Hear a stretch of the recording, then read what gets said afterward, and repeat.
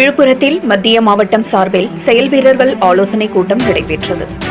விழுப்புரம் கலைஞர் அறிவாலயத்தில் விழுப்புரம் திமுக மத்திய மாவட்டம் சார்பில் மத்திய மாவட்ட பொறுப்பாளர் சட்டமன்ற உறுப்பினருமான லக்ஷ்மணன் ஏற்பாட்டில் மாவட்ட கழக பொருளாளர் ஜனகராஜ் தலைமையில் செயல் வீரர்கள் ஆலோசனை கூட்டம் நடைபெற்றது.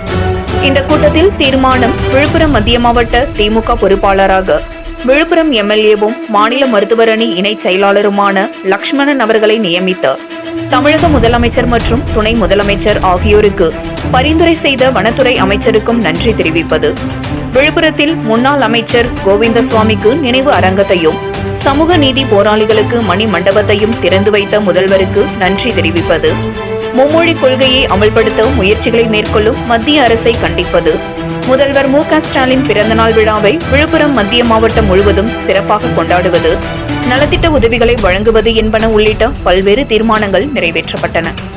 இதில் வனத்துறை அமைச்சர் க. பொன்முடி கலந்து கொண்டு சிறப்புரை ஆற்றினார்.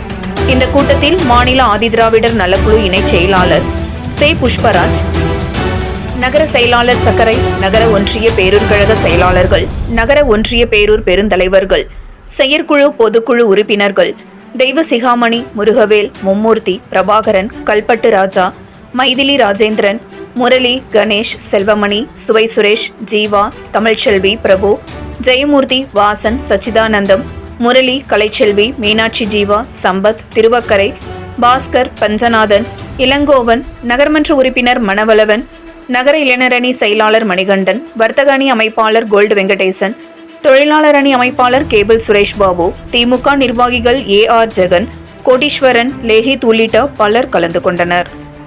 7 Green நியூஸ் செய்திகளுக்காக விழுப்புரம் மாவட்ட செய்தியாளர் எஸ். கலைக்குமார்.